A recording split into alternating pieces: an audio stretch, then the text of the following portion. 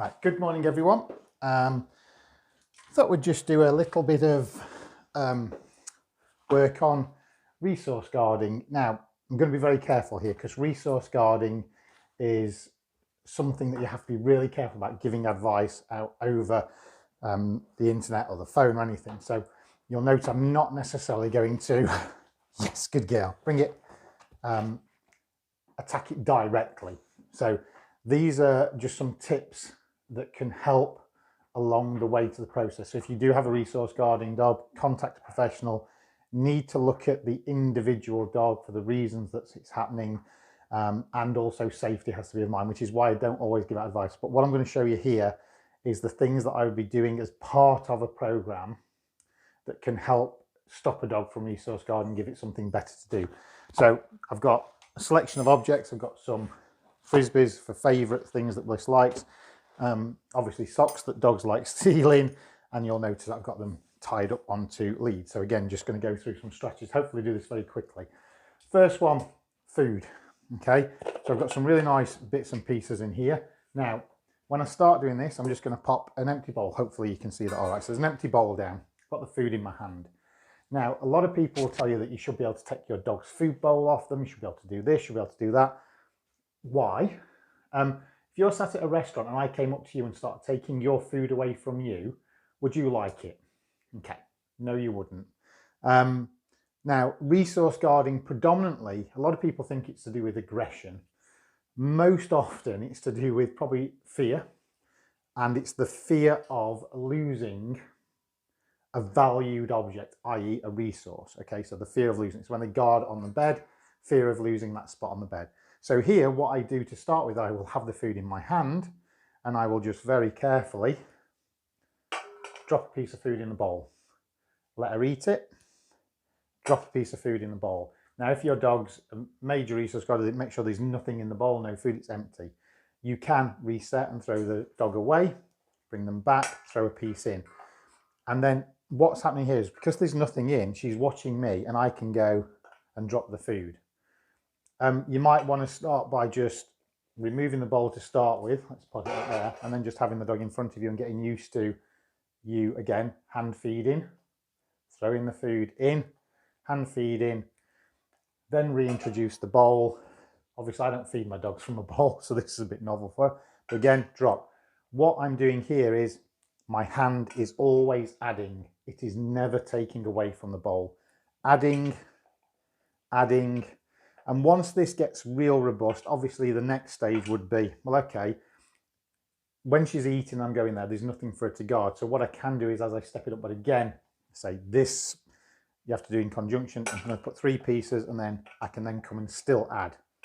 So once she's got used to looking at my hand being that positive add, we can then increase the ante, but I would stick at just 1 piece for so long. But effectively, the only other thing to do with your dog, with a bowl, put the food down, leave them. If you're going to put them in a crate, eat it in a pen, let them eat it, come away, go from there, okay? Don't take the bowls away. Don't shove your hand in the bowl. You just wouldn't like it done to you. Next, one of my favourite games is a bit of toy switch. Oh, nearly threw it over the top. Good girl. Switch. Good girl. Switch. Ready, Bliss? She's looking for the food. Ready? Get it. Oh, get it. Good girl. Yes. Switch. Good girl. Switch. Yes. Bliss. Go get it. So 2 items of the same and swap. Okay. Swap between items. Next, valued objects. So they steal socks. So I have a couple of old pairs. You can stick them in the washer with a wash load, put them out, but I will tie them to things and then I will deliberately tempt my dogs so that I can throw. Good girl, bring it. Now, if she was, obviously Bliss is a little bit trained, but this is how I train Bliss. So I would throw things out. Bliss, go get it. And then get the other pair of socks. Bliss, go get it. Now, if she was to resource guard it, instead of having to go near the mouth, I can get the lead end and hold. And then I can get some food, throw the food away and let her get that and retrieve it safely.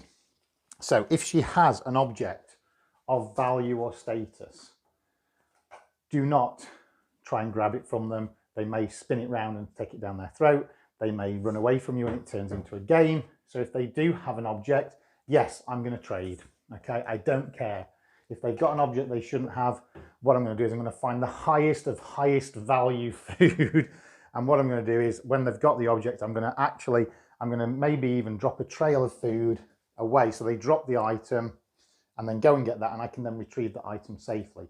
Then I'm going to come back to the session and let them have an object in the mouth. So let's just say, throw that, get it. Then when she brings it back, drop, drop. And then as she drops it, so again, go get it. As she brings it, drop. Good. And then see as it's still down there. Now I know I can go and grab that, but any other dog, with it being there, I want to feed her away, pick the object up. So any object she might have that I don't want to have. So Bliss used to go for stones. So I trained her, drop, good girl. And then what I can do is do that, bring it, out, good girl. So you notice drop is to drop, out is to the hand, okay? So what I'm doing there is I'm taking an object that she did used to pick up from the garden and run around with, and I didn't want to chase after her because I didn't want her throwing these down her throat and swallowing. So I actually trained a retrieve. You'll notice here I've got several random objects.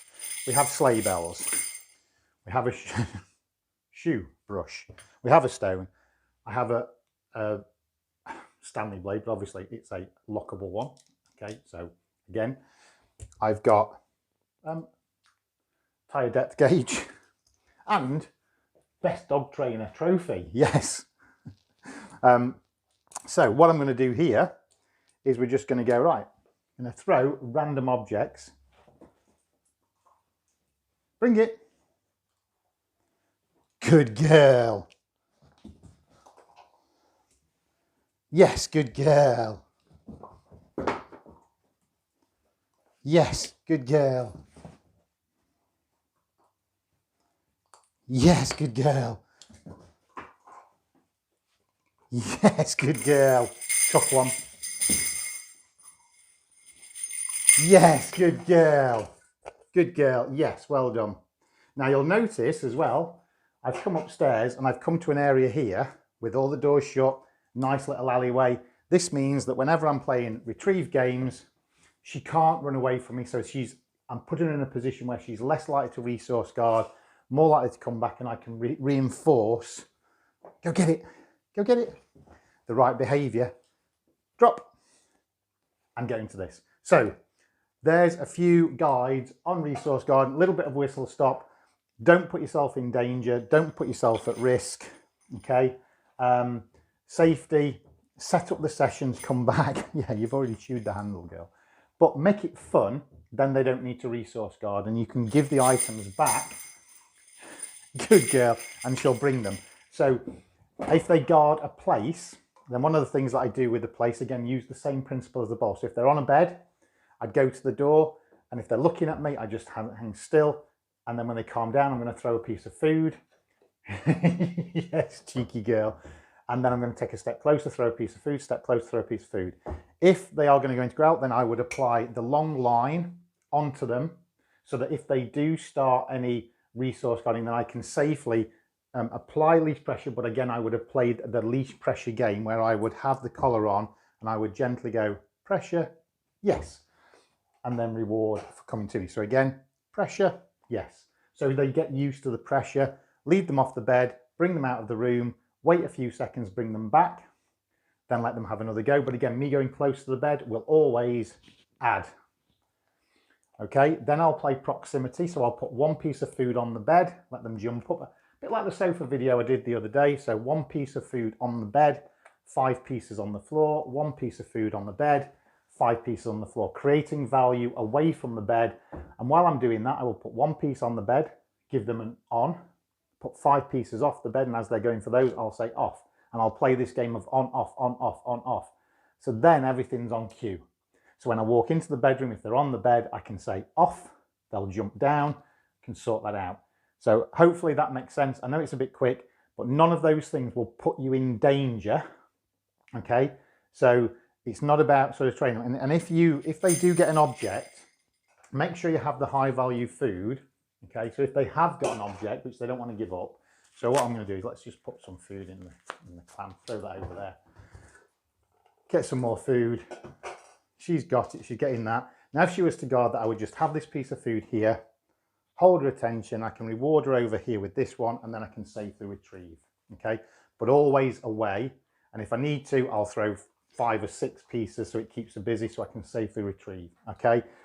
But don't worry, I mean, if they've got medical stuff, obviously I get it, it's scary and it's frightening, and sometimes you have to do things to make sure the dog remains safe, but realistically, set up the session like this, train it, make it fun, then when it happens in real life, she'll be proofed. Anyway, sorry, I waffled on a bit quick there. Hope that made sense, and I'll see you soon. Good girl.